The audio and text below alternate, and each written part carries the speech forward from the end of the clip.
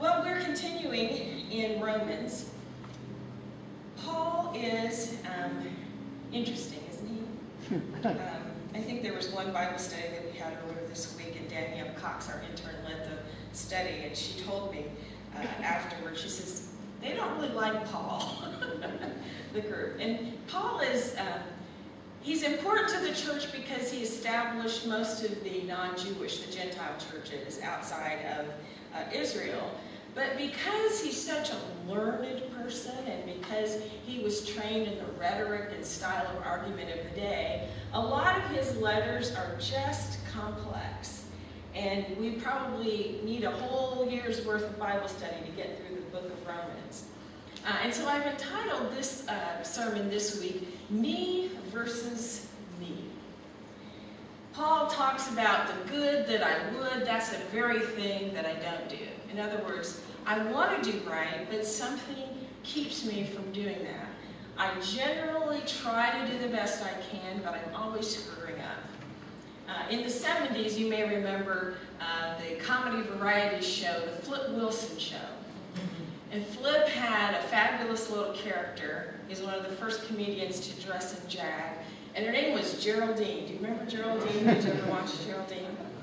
And Geraldine was always flirting with various and sundry male characters and guests that would be on the show. And her classic line was what? The devil made me do it. And we as Christians, whenever we've read this text, that's kind of the sense that we have. That there is this good me inside, there's the good twin and there's the evil twin. The one that wants to do right and the other twin that really just wants to have its own way. There are all sorts of stories and movies that have used that particular plot. There's a good twin, there's an evil twin. There's a famous play called Bad Seed about this little girl who is just really demonic and mean, and she plays bad tricks on people. When I was in the 5th grade, our local community theater produced this play, and a good friend of ours, Tracy Silver, had the lead, and we all went to see Tracy in this play. And the sad thing was that Tracy got really caught up in being the star of this play. She got to keep all the clothes and shoes that were part of her little costumes. And after the play had its run for those 3 weekends, when Tracy came to school, Tracy was just really too good for everybody else and started talking about how much she had been adored and everyone loved the play, etc., etc. Somebody played a mean little trick on Tracy, and they put chewing gum inside her fancy little red shoes that she had gotten for the play. It brought Tracy back down to earth pretty quickly. We were, after all, only in the 5th grade. But she had embodied on stage this other side, this other mean little girl, and that wasn't really the Tracy that we knew. And somehow that mean little girl came off the stage and came back to school with her, and she lost a lot of friends. If we think we can handle temptation on our own, the Bible, generally when we read this text, that's what preachers focus on, is there are these 2 warring natures within you. There's a famous saying that says, 2 natures lie within my breast. One is foul and the other is blessed. One I love, the other I hate. The one I feed will dominate. There's some truth to that. I'm sure you all have moments when you're trying to make sure that you don't act on what you really want to do. We try not to say the things that come to our head, right? When people make us angry, either at work or with our families, or sometimes even at church, we try to remember that we are Christians and that there's a way that we're supposed to behave and conduct ourselves in the world. A professor at Northwestern University actually did some research to try to test what are actually the limits of our willpower, and can we actually do this on our own? His results were a little disappointing. He is the professor, Dr. Loren Nordgren, at Kellogg's School of Management at Northwestern. He ran a series of experiments that put college students in some tempting situations, whether to smoke or not smoke, eat junk food, or forgo studying. And the research found that we have what is often called a restraint bias. In other words, we tend to overestimate how much self-control we actually have. And when we're not in the heat of the moment, in other words, if the temptation isn't right in front of you, you're like, oh sure, I'll choose the vegetables over the ice cream, or I'll choose the chicken over the beef. But when those moments are put in front of us, generally speaking, we make up a good excuse as to why we should be able to give in to the temptation. We all did this weekend, right? We said, it's the 4th of July. It's a holiday weekend. I'll eat the pie, I'll have more barbecue sauce on the ribs, I'll eat all of those things that I normally would tell myself that are not healthy. We were joking at my in-laws. Walter went in to get some grapes, and while my mother-in-law had been very gracious with lots of ribs and chicken and greens and sweet potatoes and baked beans and all these other wonderful foods, when he went in to get the healthy snack, she was like, those are our grapes. Grapes.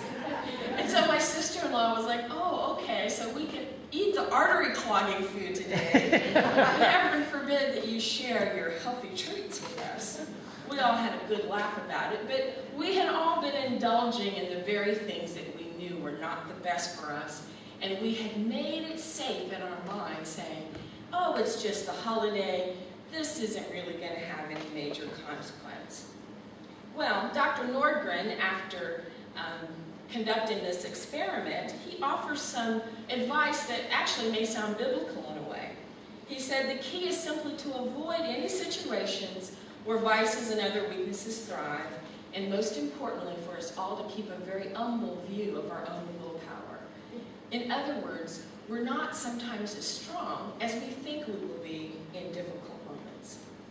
Well, many who focus on this passage, as I say, focus on this idea of there's two people living inside of us, and we've got to figure out how to help that healthy, strong-minded, good person triumph.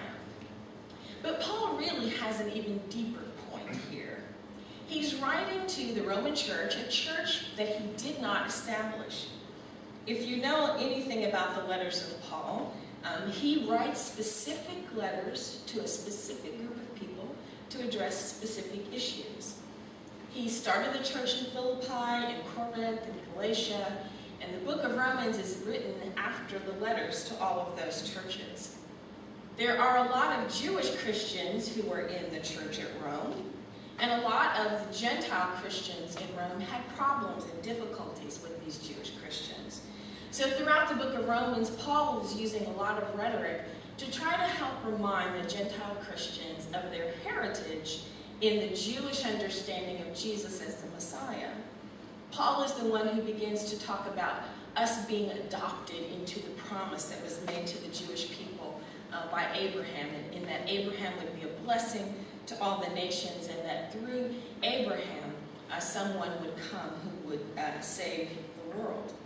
Paul is always trying to help these Christians to understand that there actually is a unique position that the Jews hold. He's a Pharisee. He's a trained scholar of Jewish law. And so he is actually trying to help them and us today understand that even deep devotion to the rules, to the law, can miss the point. This is actually what the Pharisees failed to see and understand about Jesus. He was always being asked, why have you come to destroy the law? You keep doing things that are against our rules. And Jesus would always say, I didn't come to destroy the law, I came to fulfill it. So where's the disconnect? The disconnect was always in the fact that Jesus understood that the law was only given to give them a way to reconnect with God. And through his coming to earth and living among us and showing the way to have relationship with God, Jesus was saying that it's really not about whether you keep the rules or how you keep the rules. It's about your understanding of the state of your heart in relationship to God. The purpose of the law was most important, not keeping every jot and tittle. The beauty of the law is in its opportunity to provide them reconciliation, not in compliance. In other words, even in the time when you had to offer sacrifices to be in right standing with God, the beauty of the sacrifice was not in how big the lamb was, or how you dressed, or whether your hands were ritually clean, but rather the beauty was that you sought to have reconciliation with God. And as long as that was the desire of your heart, God would receive any sacrifice. It was the priests and later the rabbis and scribes and Pharisees who began to legislate whether or not that act would be good enough. So Paul wants the Romans to understand that you can have all the laws in the world, all the rules in the world. And the more you try to keep the laws, the more likely it is that someone is not going to keep them. And by focusing on just keeping the rules, you will have missed that overriding point. And by keeping the rules too tightly, you will actually have violated the very thing that God wants us to be more focused on than anything else. And that's communion with Him and love for our fellow human beings. You know people who are rigid about keeping rules, don't you? People that insist that everything needs to be done a certain way and in a certain order. And people who are more focused on compliance will actually overshadow the very reason that we have the rules. When we had our recent Spirituality on Tap, I was struck by the fact that every person who came to join us that day had a story about being hurt and disappointed by an interaction or something that had happened to them in church. By keeping rules, by insisting that certain rules be kept, these 5 people had each experienced a disconnect, not only with church, but with God. And they began to seek and search other things other than a Christian church because they had been in places where rules were more important than people and spirit and heart. We want to feel that we're good people, and some of us are just compliance driven. I'm the oldest child, type A personality. I like being good. I like keeping the rules, and I like doing my best. And do you know that sometimes keeping the rules can keep other people from drawing closer to you? My younger sister has a much more playful personality than I, and I dare say when we were in high school, she probably had a lot more fun. I was always concerned about getting in trouble and somebody finding out that I didn't do the right thing. I actually skipped class during my senior year, a psychology class, and the teacher happened to be a state senator. We had just won the semi-state and we were going to the Final Four, so a bunch of us decided to cross the parking lot and go to the Pizza Inn. We had a closed campus, so you weren't supposed to do that. Well, I had a great time skipping class, just saying. I was caught, of course, because the teacher turned in the list of the students who weren't there. Well, the dean of girls, Mrs. Arendt, God rest her soul, called me to her office, and she was like, "Terry, I am so disappointed. How could you do this? This is just horrible. What will we say to your parents?" Well, that was the only thing I was really concerned about, was telling my parents. But it hit me, I remember, in that moment, that I had actually enjoyed recognizing that for on that one particular day, that one psychology class, it really wasn't going to hurt me so much to go and have lunch off campus with my friends. And I only had to deal with Mrs. Arndt's disappointment. I had not lost any status or stature among my friends. In fact, I probably gained some. People thought, "Oh, she's a good girl, she gets good grades, she does what's right." The word quickly spread, "Terry Ward skipped class." rules. Things like this just did not happen. And when it came time to put together the yearbook, they asked me to pose with Mrs. Arendt and to hang my head in shame, standing in front of her. She did not want to do this. She said, "Oh, Terry, I just don't want an image of you like this being in the yearbook. People, this is just not who you are." And I said, "But it's fun, Mrs. Arendt. I did it. I have no problem. I had detention. I paid my dues. Let's just have fun with this." And hopefully people will understand that the reason I did it was not to break rules, but because in that particular circumstance, I had decided that the rule was somewhat of what Martin Luther King would have called an unjust law. Now, I'm not advocating breaking the rules. That's not what I'm saying here.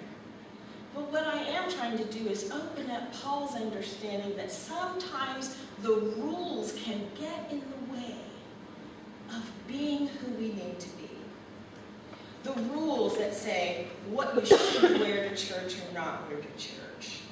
The rules that say whether or not I as a minister can wear pants in the pulpit. The rules that say you shouldn't wear makeup or that you shouldn't listen to contemporary music. There are churches all across our country that have lots of rules. And they say if you follow these rules, you'll be a good person and God will honor you. But in keeping the rules, you may actually be obscuring the most important point, which is not compliance, but it's reconciliation and love. The book of Hebrews even says that the blood of sheep and calves was not sufficient, really, to bring us to that relationship with God. And that's why God sent his Son, so that we might have a conduit, an example, someone who would help us to understand that relationship with God is not about compliance or rules. It's about love and fellowship and communion and humility. We are not better because we don't skip class. That's part of one of the things that I was trying to say to my friends. I'm no better or no well-behaved than you are. It's okay. All of us do things that in the next moment we wish we hadn't. The idea that we, because we're Christian, are somehow elevated against this constant choice about doing the right thing really misses the mark. People do not need rules to know God. They need acceptance and forgiveness and space and humility from all of us in order to see that the same God who loves us, who embraces us, is a God who loves and embraces them. And anyway, can you give me an example of a time when you have literally followed every rule to every letter of the law? Some of you have probably never been late to work. Have you never told a lie? Have you never done something that your parents told you not to do? I'm just now finding out things that Mitchell did that we had no idea. And we all have those moments, right? Paul reminds us that the letter of the law kills, but it's the Spirit that gives life. So to reduce this inner tug between doing good and doing bad to just a matter of you didn't keep the rules diminishes our humanity.